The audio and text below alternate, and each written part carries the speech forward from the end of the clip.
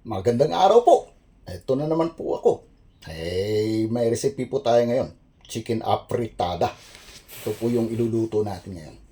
Kaya, meron po yan. Sangkap na hotdog, chicken, bell pepper.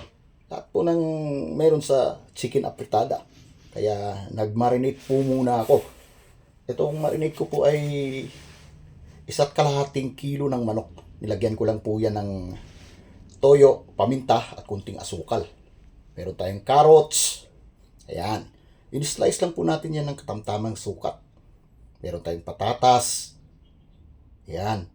At hindi mawawala yung tomato sauce. Tomato sauce po na yan ay medyo manamis-namis po yan.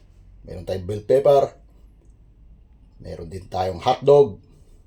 At syempre, meron tayong mga panggisa. At may dahon ng laurel. Kaya, kailangan lang natin igisa yan at wag natin kalimutan. Mayroon tayong gisantis dyan o yung green peas. Ayan.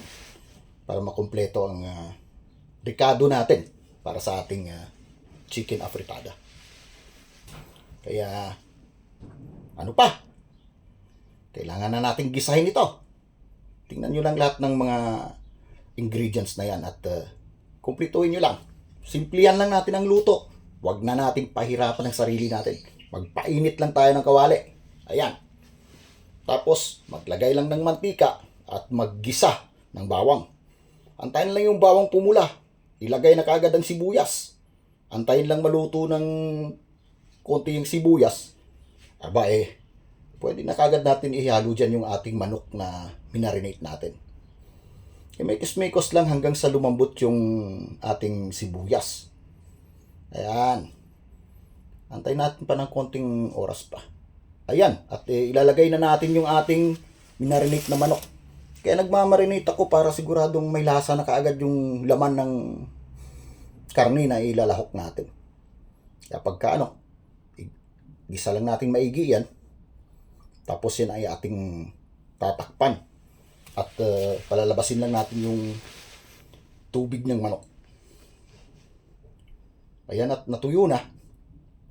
Kailangan na natin yan palambutin. Pero bago natin palambutin, lalagyan natin yan ng nor cubes. Kasi wala tayong yung chicken broth. Kaya nor cubes lang ang nilagay ko.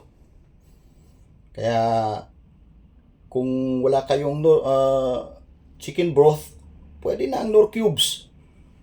Kasi ganun din yan Pareho lang ang lasa niyan. Manok na manok pa rin ang lasa niyan. Ayan, hagisa ng isang nor cubes. Antayin lang malusaw. At pwede na kaagad natin yan lagyan ng tubig. Para tuluyan na nating mapalambot yung ating manok. Kasi sa pagluluto, hindi naman kailangan na eksperto ka o ano.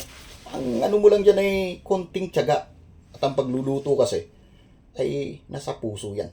Ay pagka hindi mo sinapuso ang pagluluto ay talagang ang kalalabasan niya na hindi mo maintindihan. Ang hilig ng pagluluto ay nasa tao. Kaya pag hilig mo talaga magluto, gusto mo lagi kang nasa kusina. Kaya eto, nahahalo na natin. Lagayin na natin ngayon yung tubig. Pagka nalagay natin yung tubig na yan, atayin lang natin itong manok na lumambot. Takpan lang natin. Pantayin lang natin na lahat ng karne ng manok ay nakaano sa sabaw. Kasi paglagay natin mamaya yan ng tomato sauce, insakto na ang ating sauce. Pero pagka yan ay kunting kulang pa sa tingin nyo, pwede nang dagdagan uli ng tubig.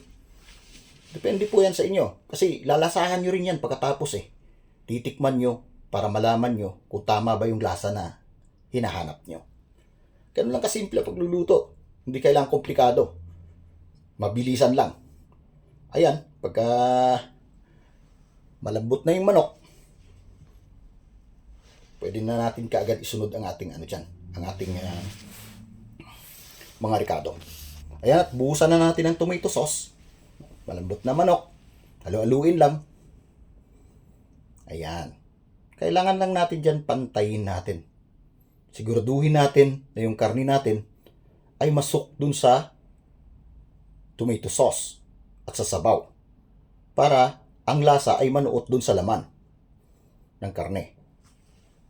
Kaya ayan, pagkatapos niyan, antayin lang natin pa ng ilang minuto pa para tuluyang pumasok yung lasa ng sauce. Ayan. At nakita nyo na.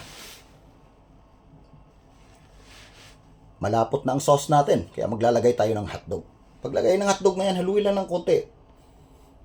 Siguruhin lang na lahat ng hotdog nyo o yung sangkap nyo ay nakaano sa tomato sauce. Maglagay na ng carrots. Haluin ng konti. Ikalat lang yung sauce sa lahat ng sangkap. Yun ang magpapasalasa kasi sa lahat ng mga ricado niyan. Kailangan lang natin dyan na mekos-mekos ng konti. At susunod na natin dyan ay ang patatas. Ayan. Ito ngayon sa time na to, medyo magpapalambot tayo ng konti dyan kasi yung ating manok malambot na kanina, napalambot na natin. At ang ating carrots na unan natin, saglit lang natin tinakpan yan. Tapos sinalo na rin natin ngayon yung patatas, kaya antay lang natin lumambot. Eto, at malambot na nga yung patatas natin na nailagay natin at ang carrots.